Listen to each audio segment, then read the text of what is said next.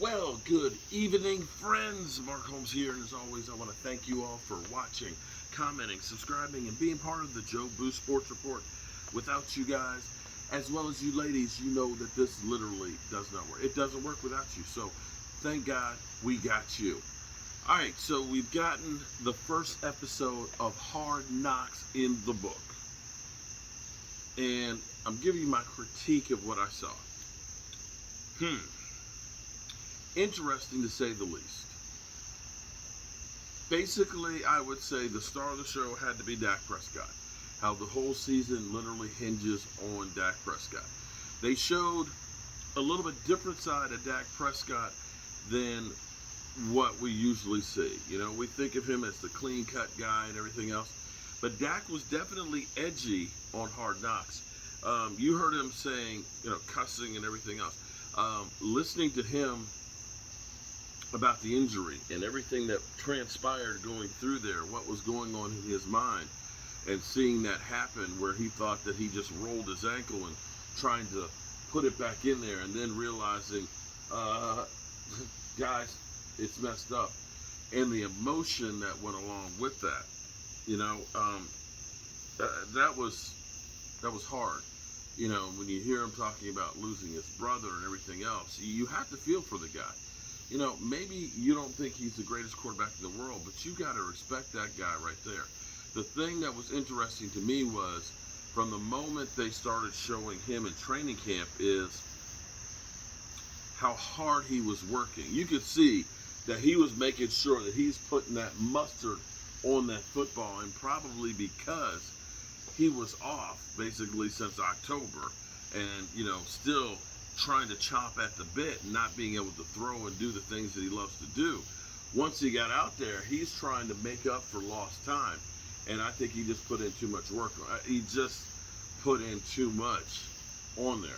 Let's hope that that's the case. The good news was today, Amari Cooper, be it kicking and screaming, is back on the field, and Dak Prescott's on the field throwing today, so it's not, hopefully nothing major, that they're going to take their time, bring him in there. Then there was Zeke Elliott. Oh, well, let me go to CD. So we got to talk about CD's nuts. CD's nuts, because literally when the show started out, he got racked. I was like, uh-oh, you got to protect the McNuggets. You got to protect the McNuggets. And he made sure. He even said, you hit me in the nuts, man. Come on, man. And then I don't understand why then we went to a clip of Jim Fossil describing a vasectomy. Don't none of us men want to hear about that shit. Oh, snip, snip. Oh, damn. So we got the McNuggets getting hit, then we got the McNuggets getting cut off. Man, what the hell's going on around here? I thought we were watching football, not erectile dysfunction. Come on, man. All right. So then they went to Zeke Elliott, and Mike McCarthy said, Zeke Elliott's in a lot better shape this year than he was last year. Now, we do remember that in the middle of July, he did have COVID. And, you remember seeing him in the interviews after it, where he's like, I'll probably start working on next week. You know that definitely hurt him. And what really hurt him was the offensive line was not there. Neither was Dak. So it wasn't like, everybody else was performing and Zeke wasn't. Nobody performed on that offense. Nobody performed on it. It was just ugly all the way around. So I will give him a pass on that. It was great seeing the bag that he gave Dak Prescott. I know that cost a pretty mother-thumping penny. Good God, that was a beautiful bag. We saw the birthday cake in the face and all that, which was kind of cool. What I really enjoyed seeing, and they didn't touch on it as much as I would have liked, but it's just the first show. As people pointed out, you can only get so much in there. But you can see how Dan Quinn is a hands-on teacher with the guys. You can see that Micah Parsons is like a young pup. I describe it as like, you got the mama dog that's had all these puppies and stuff, and the puppies are just raring to go. They just want to play all the time. They're running around in circles and stuff like that.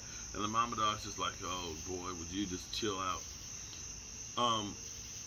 And you saw him on the field. You could see the enthusiasm. You can see the desire in them. And the thing that was really interesting to me was when he had to go over and talk on the phone with Dan Quinn. And with Dan Quinn saying, okay, you kind of made a mistake here on this read or whatever it was. And he's like, okay, we're done for the night. And then it was just like, what? I'm just getting in a groove. I'm not ready to come out. That's what dogs do. That's what real football players do. There's I got more hits in me tonight. It's like, just be cool. That's like, we're going to be sitting here for 2 more hours for the game, and then we're going to sit around for about, an hour and a half on the bus to the airport. We're going to sit around for like 4 hours on the fight. He's like a wandering soul. He don't want to stop. He is just like wound up. I love that. But interesting was him on the sidelines with Van Der Esch, and they're talking. And Van Der Esch, being the veteran now, kind of saying, listen, you got to understand, not every play is your play to make. And some of you are going to be like, what do you mean? He used to be out there, are we talking about, nobody gives 110% or 100% like Antoine Woods, nobody does? No, that's not the case. The thing about defense is, 10 guys can do the right assignment, but if one guy doesn't do his, that play can go to the house. And sometimes if you are showboating and you are trying to make a play that's not in your area or what your assignment is, you're leaving other guys exposed. And that's where Van Der Esch is trying to teach him, hey man, understand, you might make that play, but if you don't, then we're screwed. And that's what that was about. Let me think. What else was there on that one? I wish we had touched on the defensive line a little bit more than what we did. We really didn't scratch the surface on the defensive line or the offensive line almost at all.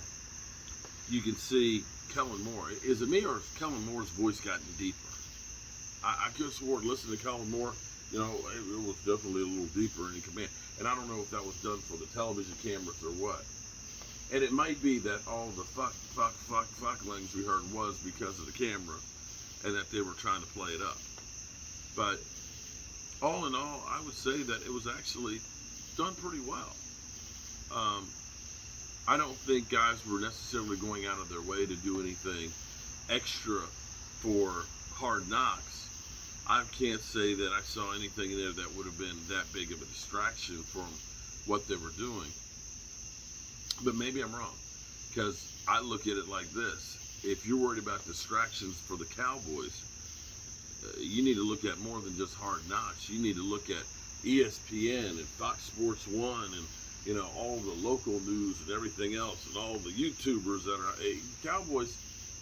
You get used to having those cameras around because they're always around there. Final thing,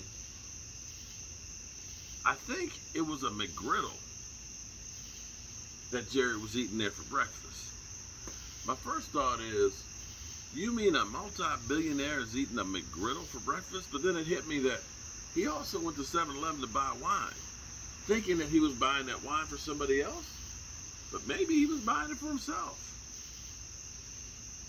And why was he putting so much damn salt on that McGriddle? Jerry, that salt's bad for your blood pressure, bro.